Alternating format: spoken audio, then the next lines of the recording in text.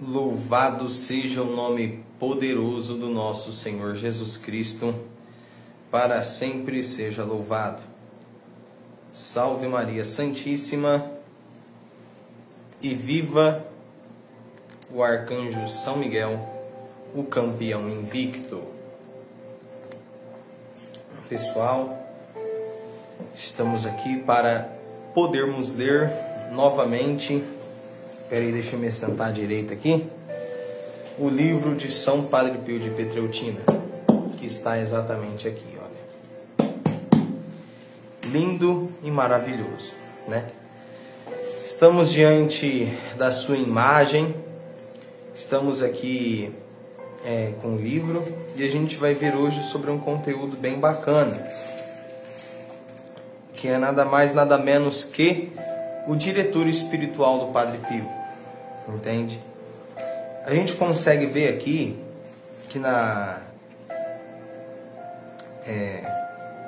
live passada a gente viu que desde o princípio do seminário, desde os estudos do seminário, né, São Padre Pio, que ainda quando não está no seminário não é padre ainda, né, Frei Pio, ele já tinha visões místicas, ele já tinha visões extraordinárias, já tinha visões magníficas, entende? Da parte divina, já tinha manifestações da parte de Deus, e ele via Jesus, ele viu o anjo da guarda, via Nossa Senhora.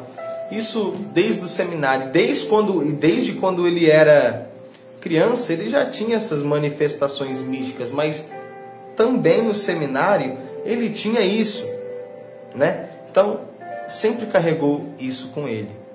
Tá certo? Vamos então dar início, pessoal, traçando o sinal da cruz. Em nome do Pai, do Filho e do Espírito Santo. Amém. Vinde, Espírito Santo, enchei os corações dos vossos fiéis e acendei neles o fogo do vosso amor. Enviai o vosso Espírito e tudo será criado e renovareis a face da terra. Oremos. Deus, que instruís os corações dos vossos fiéis, com a luz do Espírito Santo, fazer que apreciemos retamente todas as coisas, segundo o mesmo Espírito, e gozemos sempre da sua consolação, por Cristo Senhor nosso. Amém. Santo anjo do Senhor, meu zeloso e guardador, se a ti me confiou piedade divina, sempre me rege, me guarde, me governa, me ilumina. Amém. São Miguel Arcanjo, defendei-nos no combate. Seja o nosso refúgio contra as maldades e ciladas do demônio. Ordena-lhe Deus, instantemente o pedimos, e vós, príncipe da milícia celeste, pela virtude divina, precipitai no inferno a Satanás e a todos os espíritos malignos que andam pelo mundo, para perderem as almas. Amém. Então, vamos continuar aqui a leitura. Eu não sei aqui se os comentários estão aparecendo, eu não sei se ninguém comentou, não sei se você comentou, eu não sei se está travado. Entende? Cícero Camões Silva. Deus te abençoe, irmão. Wanda Padilha, vamos rezar.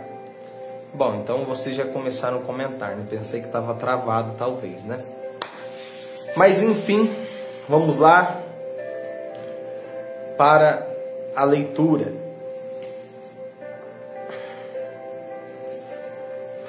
Padre Benedetto é o nome. E provavelmente o significado é Padre Benedito, né? Padre Pio tornou-se cada vez mais relutante em discutir seus segredos celestes. Porém, por meio da divina obediência, estava obrigado a isso para com seus superiores, os quais decidiram que era recomendável designar-lhe um diretor espiritual. Então, no caso, Padre Pio, o livro está falando aqui, é que Padre Pio ele relutava, né,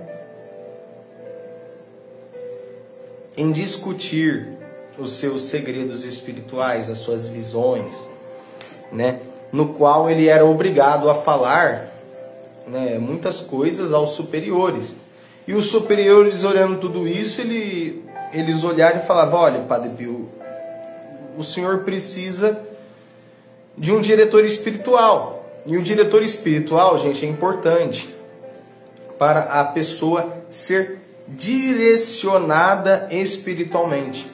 O que o diretor espiritual faz? O diretor espiritual lê a alma da pessoa, encaminha a alma da pessoa no bem. Entende? Vamos dar um exemplo. A pessoa chega no diretor espiritual, seja padre, seja leigo, seja religioso, seja diácono, enfim. E essa pessoa fala dos seus problemas, fala das suas dúvidas, fala das suas coisas, e ele vai direcionando.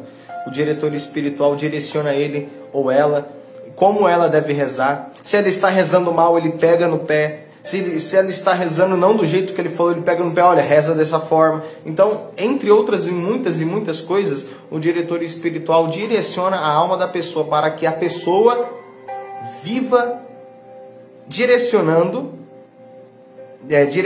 pelo diretor espiritual, para que ela possa viver santamente, possa viver certamente, possa viver retamente, possa viver plenamente a graça de Deus. Entende? Então, o diretor espiritual direciona a alma da pessoa, entende? Acompanha a pessoa, entende? Dá conselho para aquela pessoa, entende? Vai encaminhando a pessoa no caminho do bem. Eu estou explicando com palavras simples, mas tem muito mais coisa. Vamos ler então aqui. Os superiores do convento falam: olha, Frei Pio, você precisa de um diretor espiritual. E foi exatamente isso que ele precisava. Pera aí, gente. Voltou. Sob tal arranjo, o discípulo deveria fazer um compromisso de obediência a seu diretor, a menos que este aconselhasse um ato obviamente pecaminoso. O discípulo era obrigado a obedecê-lo rigorosamente, como se fosse o juiz interno e externo de sua alma. Então, o que o livro está dizendo aqui? Né? A pessoa que é direcionada pelo diretor espiritual é obrigado a obedecê-lo. Entende? É obrigado a obedecê-lo. Por quê? Por conta que Deus fala através do diretor. Entende? E a pessoa sendo direcionada pelo diretor, às vezes, todas as vezes, né, a pessoa deve até mesmo esquecer da sua vontade para seguir a vontade do diretor. Ou seja, vamos dar um exemplo aqui. A pessoa ela está passando por um problema de consciência. Estou dando um exemplo para você entender. Não são todos os casos, né? Não são todos os casos que acontece esse problema de defeito de consciência. Mas assim, a pessoa está passando um problema muito grande na consciência. E a pessoa não consegue se libertar daquilo. Aí o diretor fala: olha, isso que você está falando para mim não é pecado.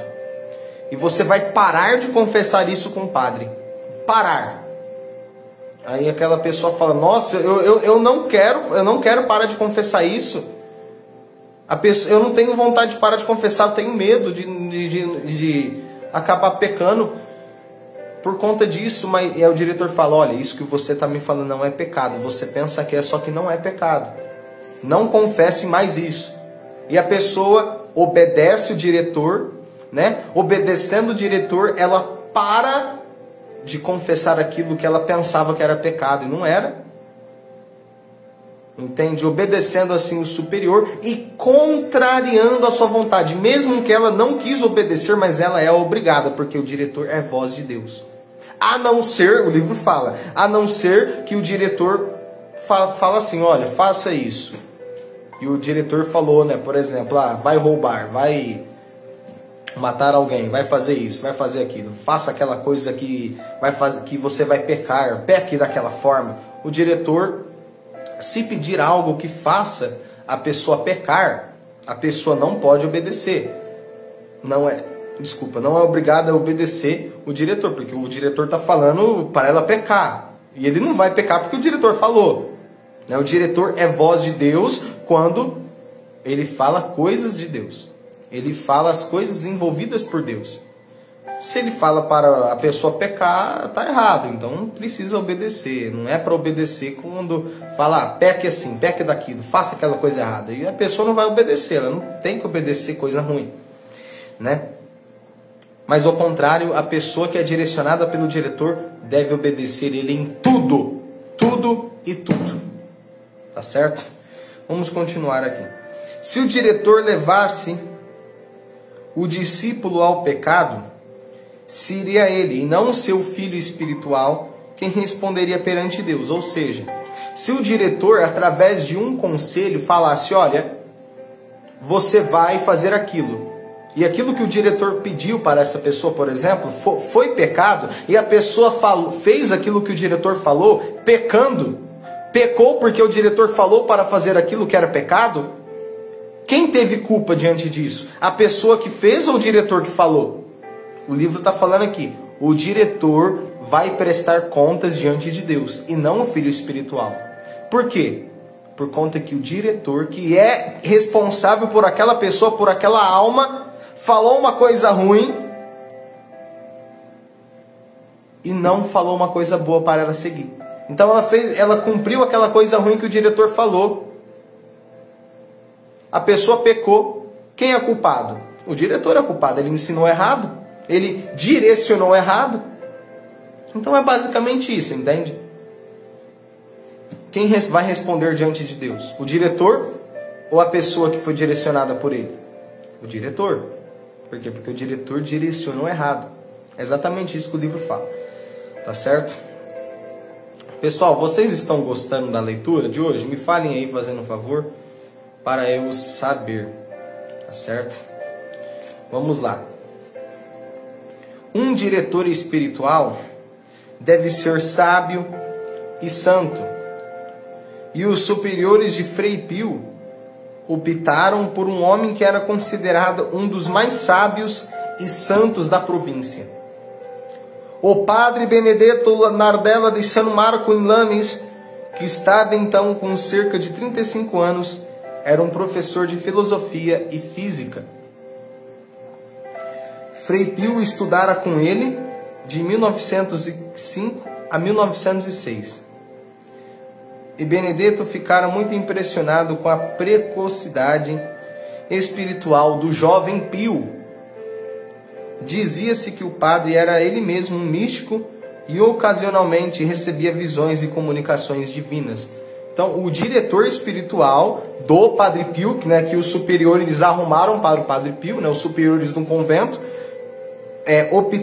falaram para o Padre Benedetto, optaram para que o Padre Benedetto fosse diretor espiritual do Padre Pio. Então, ele se tornou diretor do Padre Pio. E o diretor do Padre Pio, este Padre Benedetto Nardella de San Marco em Lames, dizia do Padre Pio, olha, ele realmente é um místico. Ele realmente tinha visões de Deus. Ele tinha realmente visões místicas, ele realmente tinha visões. Ele se comunicava com Jesus, se comunicava com Maria, se comunicava com um anjo, se comunicava sempre com o céu. Ele realmente tinha visões. Quem está dizendo isso é o diretor espiritual. E se o diretor espiritual está dizendo, é porque realmente o Padre Pio, ele vivia isso. Claro que nós já sabemos, antes da gente saber do diretor aqui, nós já sabíamos que Padre Pio via tudo isso. Mas, gente, é importante dizer que se o diretor viu que realmente era uma coisa real e falou que era real, é porque realmente a coisa era real mesmo. Porque o diretor é porta-voz de Deus também. Se ele se deixar guiar por Deus, ele é porta-voz de Deus. Entende? Então vamos continuar aqui. Benedetto nasceu em 1872 na cidade de San Marco em Lames, 8 quilômetros a oeste de São Giovanni Rotondo, onde Pio passaria a maior parte da sua vida adulta. Entrou na ordem capuchinha com 18 anos e foi ordenado aos 26. Aos 30 já era um teólogo respeitado e uma autoridade no campo da mística. Publicou 9 livros, a maioria versando sobre a vida mística e a vida interior. Padre Benedetto, um celebrado pregador, era extremamente requisitado no sul da Itália. Quando o Padre Pio de Benevento faleceu em 1908, este Padre Pio de Benevento não é o Padre Pio de Pietrelcina, que é esse aqui. O Padre Pio de Benevento é outro Padre Pio, tá? Então, quando o Padre Pio de Benevento faleceu em 1908, Padre Benedetto foi eleito seu substituto como ministro providencial. Vamos continuar. Fotografias de Padre Benedetto mostram um homem notável, de compleição robusta, com olhos claros e uma cabeça cheia de cabelos. Ainda bem, né? Brincadeira essa parte, que a gente consegue ver hoje que muitos homens, né, já são muito carecas. Eu, inclusive, eu sou um. Se você ver aqui, ó, eu tenho cabeça rala. E eu só tenho 18 anos. Pra você ver a situação. Né? Aqui tem cabelo normal, mas chega aqui tá ralo. Eu não sei se dá pra perceber pela câmera, mas aqui meu cabelo é ralo, gente.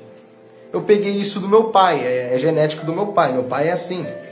Entende? Mas a gente consegue ver que muitas pessoas desde jovem, né, 20 anos, 30 anos, às vezes uns 20 e poucos anos, 25, já estão com pouquíssimos cabelos. Entende? Já estão muito calvos, né? Eu só quis fazer uma brincadeira mesmo por conta disso. A gente consegue ver muito homem careca e novo. Né? A gente zoa muito, né, os irmãos aqui da comunidade dizendo que eles são carecas. Mas enfim, aquilo que a gente acabou de ler aqui está mostrando, né, como que era o físico, né, como era o corpo do Padre Benedetto, né, superior, diretor espiritual do Padre Pio. Vamos ler de novo aqui que eu tirei a tua atenção, né? Fotografias do Padre Benedetto mostravam que ele era um homem notável, ou seja, um homem aparente, um homem bem aparente, né?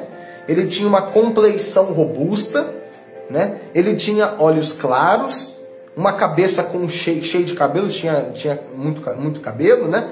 E traços fortes, né? Irregulares, que eram quase escondidos por uma barba gigantesca. Então ele tinha muita barba, uma barba gigante, entende? Como o livro está dizendo aqui. Então essa é a aparência física do Padre Benedetto, né? Superior do Padre Pio. Do que se depreende de suas cartas ao Frei Pio, Benedetto se revela um tanto quanto distante e autoritário. Parecia às vezes quase tirânico e foi caracterizado pelo Padre Pio como teimoso. Ou seja, o superior, o diretor espiritual do Padre Pio, né? Padre Pio fala que ele era um pouco teimoso, né? Ele tinha essa característica de teimoso, né? Segundo o Padre Pio. E o livro fala aqui também que ele era autoritário, tá certo? Então vamos continuar aqui então.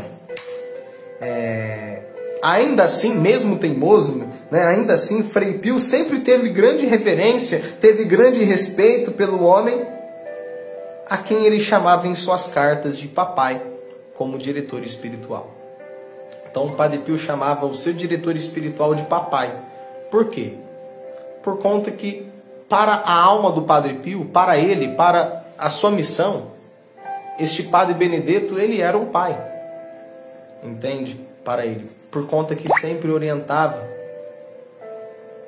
entende? Sempre o dava atenção, sempre estava direcionando ele, como um pai faz. Então, para o Padre Pio, ele era não somente um diretor espiritual, mas era um pai para ele, né? Chamava o diretor de papai. Como seu diretor espiritual, Padre Benedetto insistia que Frei Pio lhe descrevesse em detalhe suas experiências místicas, as quais deveriam ser submetidas ao julgamento de seu diretor. Padre Benedetto alertava que revelações aparentemente certas e completamente confiáveis poderiam vir de 3 fontes: da natureza, do demônio ou da própria propensão ou desejo que temos de acreditar naquilo que cremos nos ter sido revelado. Ou seja, deixa eu explicar aqui para você. O Padre Benedetto, superior diretor espiritual do Padre Pio, falava o que para o Padre Pio? Olha, toda vez que você ter experiências místicas com Jesus, com Maria, enfim, toda experiência mística que você tiver, você me relate, você me diga com todos os detalhes. Me diga detalhadamente essas experiências, para que eu, é como se ele falasse isso, para que eu, olhando esses detalhes, olhando essas experiências que você teve, eu possa julgá-las, para ver se é uma coisa que veio de Deus, para ver se é uma coisa do demônio que você teve revelação, da parte mística, ou para ver se você pensa que é uma coisa mística, só que não é. Você acredita que é, só que é uma coisa humana. Você pensa que é, só que não é. Não é uma coisa que veio de Deus, é uma coisa que vem do homem. Não veio de Deus. Então, por que o diretor espiritual falava, olha, me conte detalhadamente tudo que você teve de experiência mística?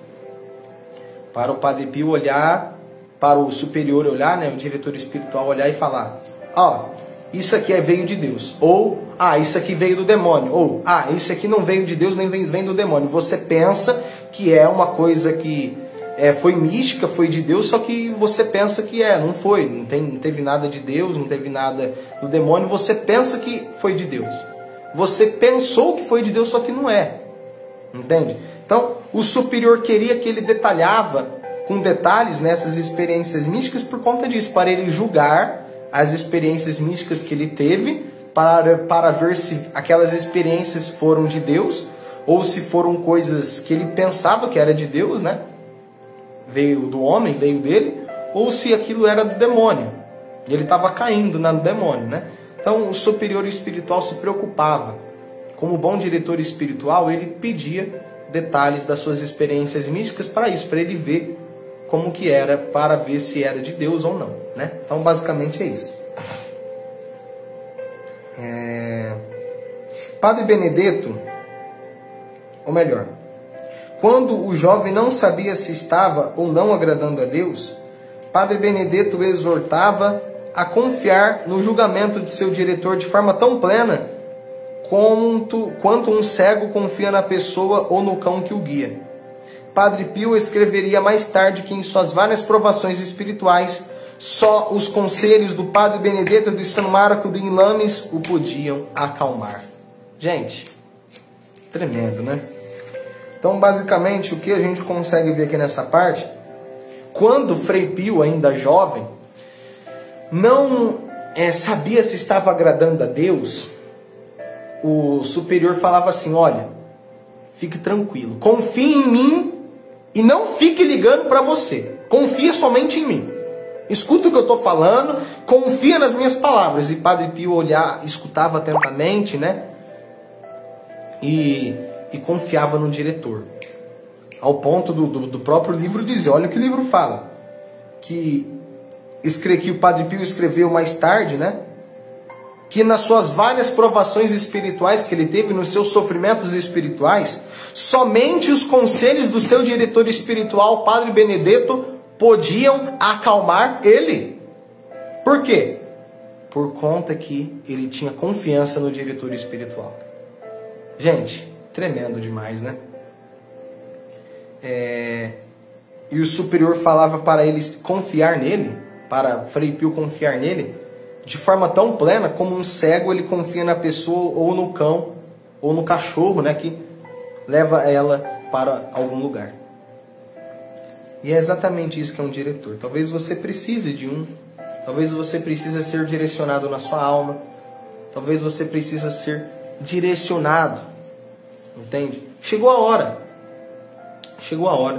de você pedir em oração um diretor espiritual. Se você vê essa necessidade, para que você possa, vamos assim dizer, ser direcionado na sua alma, porque é sempre bom ter, né? Eu tenho um diretor espiritual. Tenha você também, busque isso, coloque em oração, que Deus ele vai te enviar, tá certo? Então, basicamente, foi isso o relato que a gente leu hoje do Padre Pio. Hoje foi mais curta a live. Mas, gente, tremendo demais, né? Louvado seja Deus.